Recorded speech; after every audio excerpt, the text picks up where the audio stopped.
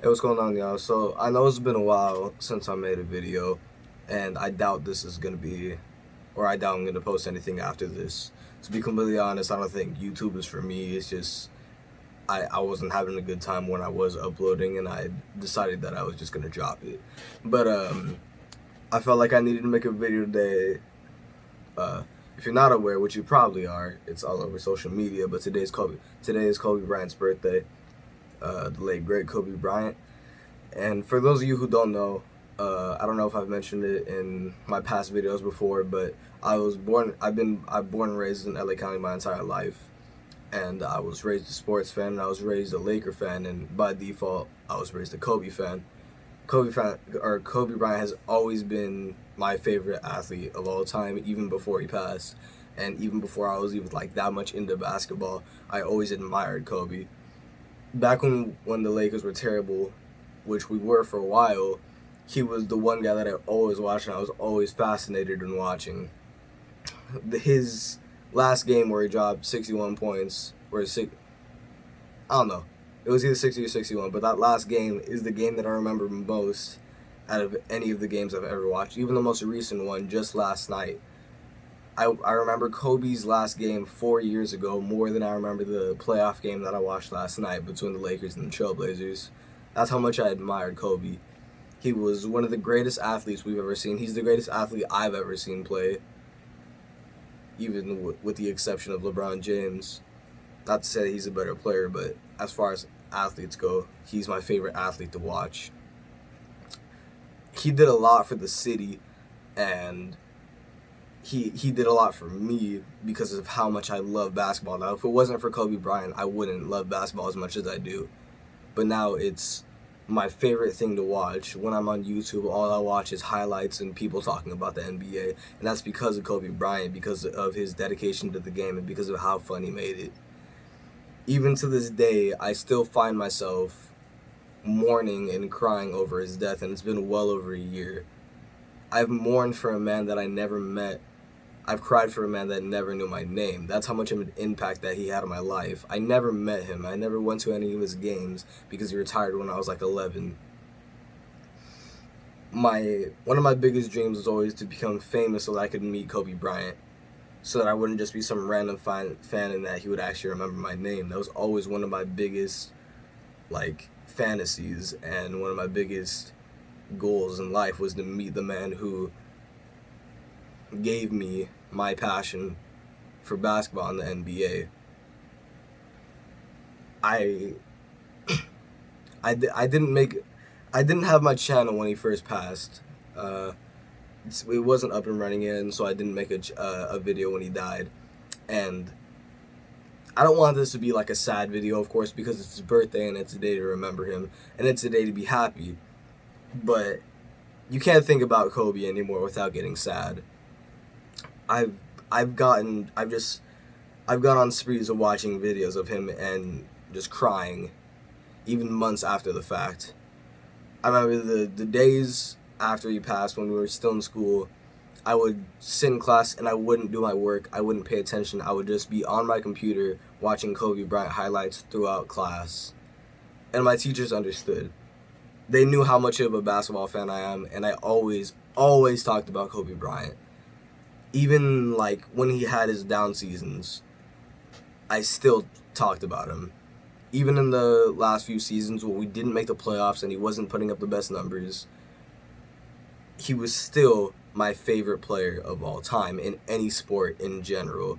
Baseball, because if you don't know, I'm a huge fan of baseball and football as well, but Kobe Bryant is my favorite player above all else. My favorite baseball player is Matt Kemp. My favorite football player is Marshawn Lynch. My second favorite basketball player is Will Chamberlain, but Kobe is above all of them by a significant margin. I've never watched somebody who's so fun to watch, who's so gifted on both sides of the ball, but not only what he did on the court, he was an amazing person off the court. I loved watching his interviews. I loved his dedication, like anybody else, his dedication to the game, his Mamba mentality, his grit and his grind was superior to everybody else's, and that was truly inspirational to me. I try to put that Mamba mentality in my mind every day, but I can't. I'm just not Kobe Bryant. He is just unrivaled by anybody else. On that day, 9 people lost their lives, not just Kobe, but unfortunately his daughter Gianna Bryant, who wasn't even as old. I'm older than Gianna. Like, look at how young I am, and I was older than her when she passed. There were other people who we didn't know their names. They weren't famous, but they were still people. They all had bright futures, and the ones who were already adults had good lives. They had children and they had families, which is always a tragedy and it's always devastating. When I found out about Kobe's death, I was getting breakfast with my mom, and I was scrolling through Instagram like usual, and I was on Instagram, and keep in mind, this is the day after LeBron James passed Kobe Bryant on the all-time scoring list. I was watching that game live. I remember the exact moment when LeBron passed him, and I remember being like kind of mad because I didn't want anybody to ever pass Kobe, even though I knew it was probably going to happen. I was still happy for LeBron, of course, but I didn't want to see anybody pass Kobe.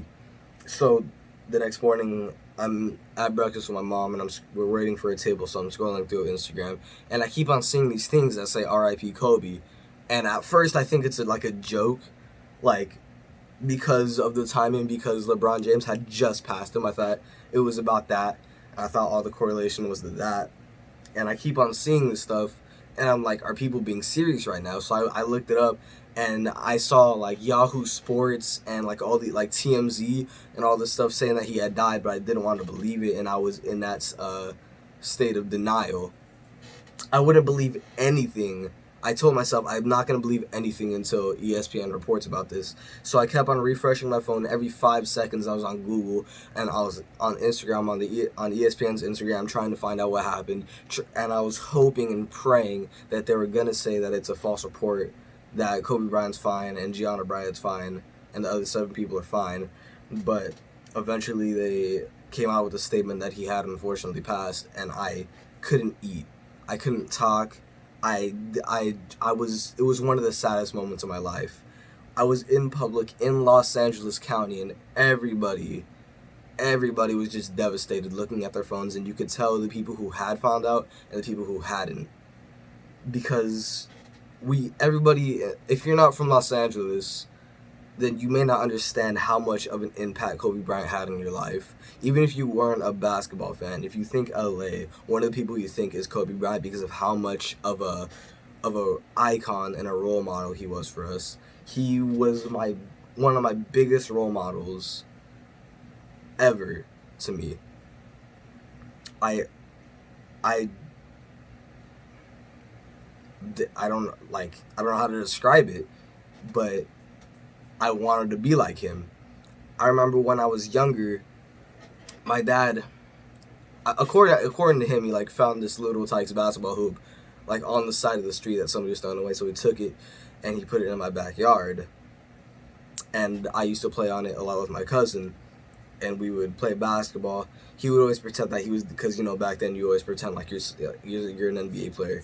He would always pretend like he was Derek Fisher, and I would always pretend like I was Kobe Bryant. Which, I mean, I was like 7 or 6 at the time, at least. And back then, I even had an admiration for Kobe where I wanted to be like him, and I wanted to be him. I never, ever pretended to be Michael Jordan. I never, ever pretended to be LeBron James. I was always wanted to be Kobe Bryant. And that sort of admiration that I had for him stuck with me even till now. I haven't mourned for many people. I've mourned for my grandfather and my great-grandfather, and I've mourned for Kobe. Those are the 3 people that come to mind when I think of mourning. Kobe's the only person that I've ever mourned for who I didn't meet. That's one of the biggest regrets of my life, is never meeting Kobe, because of how much he meant to me and how much he meant to my city, because of all the things that he's done for me, and my life would not be the same if it wasn't for him.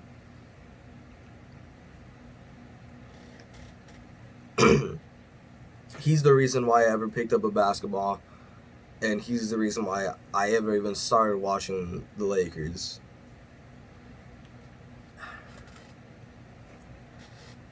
I didn't know how many ways I could honor his memory because of the fact that I'm not famous. I didn't know him. I never met him. I don't have a platform. So I just did everything I could think of. For those of you who don't know, I have a t-shirt business. Uh, and one of the ways I could think of honoring him was making a t-shirt for him.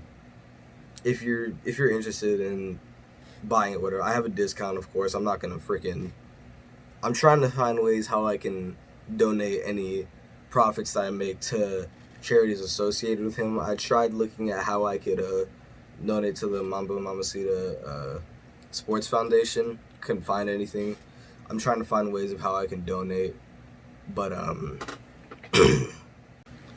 yeah, like I said, if you're interested in checking out that shirt, I'll leave a link to my page in the description. But that's not my priority right now. Right, my priority is just talking about Kobe. I don't know how much longer this video is gonna go on for. It could be 30 seconds. It could be 30 more minutes. I have no idea. I don't even know if anybody's gonna watch this video. It could get 0 views. It could get 1,000 views. I don't care. I haven't talked about Kobe. Even when he died, I didn't talk about him. When he passed, when I got home, I went straight to bed, and I just sat there and I laid in my bed, just thinking, and I had all these thoughts on my mind. Because somebody like Kobe, you don't think that they're ever gonna die. He just seemed immortal to me. It never even passed my mind that he was a person that could pass. So it was just so jarring. It was so out of the blue. There was no warning, and that's a given in life that's gonna happen. Life's all about change, and people die, unfortunately. And sometimes you don't realize how lucky you are to have somebody in the world until they're gone, which is a very unfortunate reality. I know for a fact I didn't appreciate Kobe how much I could have when he was still here. I kind of just assumed that he was always good. Even when I die, he would still be here. And that didn't really pan out, of course. But,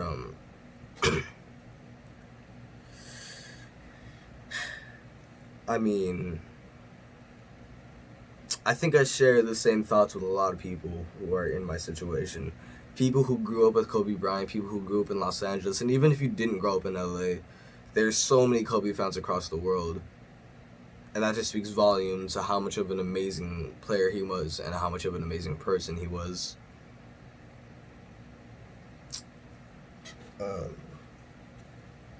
I know you've probably been seeing tributes to him all over social media, people posting on their Instagrams, people telling stories about they had with him on YouTube and their TV shows and whatever. But I mean,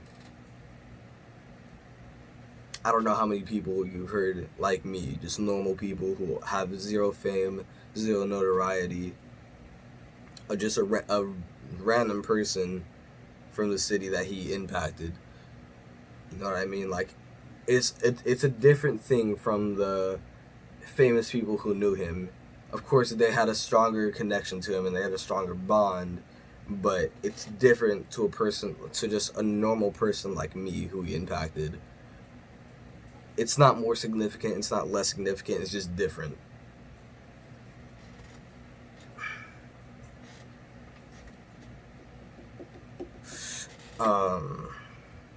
If you didn't notice, by the way, I'm wearing my Kobe jersey. Before he passed, I had gone to the to opening day. It's the only NBA game I've ever been to. It was Lakers Clippers, and my dad and I went to the mall, and we were looking for, because I didn't have a Laker jersey, because they're pretty goddamn expensive. But we were at the mall and we were looking for jerseys, and both of us were obviously looking for Kobe jerseys. But it was something about a contract that he had with Nike, where we couldn't find anything. They just didn't have Kobe jerseys, so I settled for an Anthony Davis jersey, and I wore that to the game, and I'm sad that like I couldn't find an actual Kobe jersey at the time. It would have meant a lot to have it when I found out.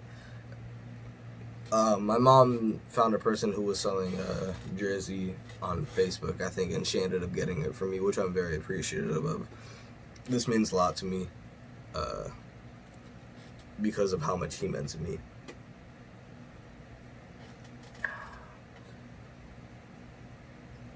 Last night I was sitting in bed and I was crying.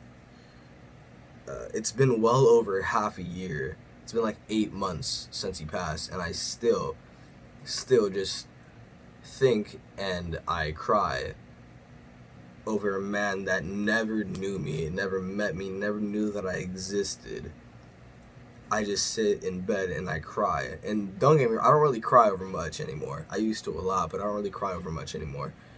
But his death is one of the things that just send me spiraling, that make me truly devastated and sad 8 months after the fact.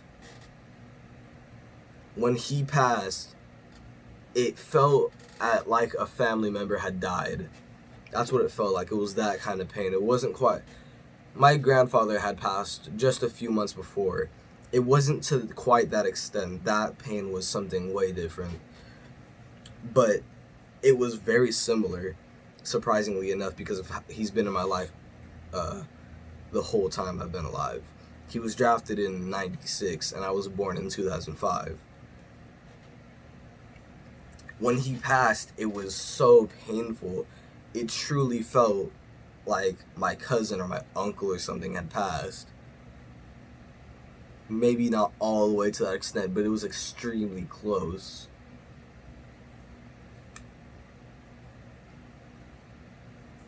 But I think